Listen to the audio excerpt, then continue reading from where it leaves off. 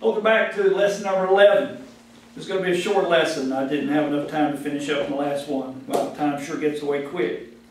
Okay, the idea of the 1,000-year millennial reign of Christ doesn't sit well with many of my brethren because the all-millennialist teaching that came about in the 4th and 5th centuries and has been brought down to today. And of course, if you do your homework, you get past that, past the Nicene Council and those early prolific writers, we find that the church embraced this understanding. The book of Revelation, I want to make a point here. One reason, there are many, but one reason that I believe it's a futurist book, that it has not been, this has not happened yet, it's found in Revelation chapter 17. Verse 9, 10, 11 and 12. Here's the mind which has wisdom. The 7 heads are 7 mountains on which the woman sits. Of course, we know that Rome was built upon 7 hills or 7 mountains, and this allegorically, and there is some allegory in the Bible, but it explains things, if you allow it, is Rome. And they are 7 kings. Get that, 7 kings. And each king had a kingdom. 7 kings, 5 have fallen. One is, this is very important, the other has not yet come. When he comes, he must reign a little while. And the beast which was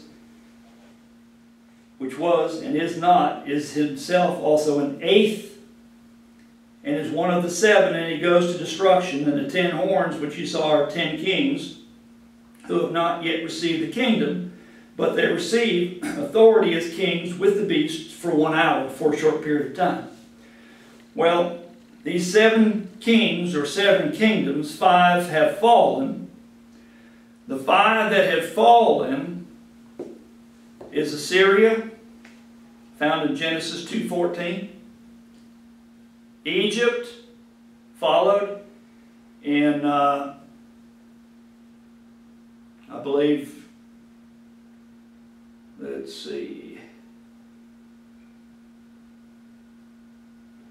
I want to say Jeremiah 51 verse 6. I'll have to check that for you. Or chapter 6 verses 12 and 14. I'm not real sure on that. You have Assyria, Egypt, that's 2. Babylon, the Medo-Persians, and the 5th was Greece. So he says 5 have fallen, and 1 is, and the one that followed Greece, of course, was Rome. John was writing from the Roman Empire, the one that is. Then he says, and the other has not yet come. The other, which has not yet come, is still in the future. It's a kingdom where the beast will rule with 10 kings. The 10 kings, the 10 toes of Daniel, are really talking about the same time frame. And these 10 kings have not yet received a kingdom. That's the kingdom that will come when the beast comes. So we're still looking for a future fulfillment, and it's represented by the feet, the 10 toes of the statue in Daniel, in Nebuchadnezzar's vision. It will be the revived Roman Empire, which has not come. Now, with that understanding, let me share with you from Revelation chapter 20, verses 1 through 7. I saw an angel coming down from heaven, having the key of the abyss and the great chain in his hand. He had laid hold of the dragon, the serpent of old, as the devil and Satan, bound him for 1,000 years, threw him into the abyss to shut it, and sealed it over him, so that he should not deceive the nations any longer, until 1,000 years were completed. After these things he must be released for a short time.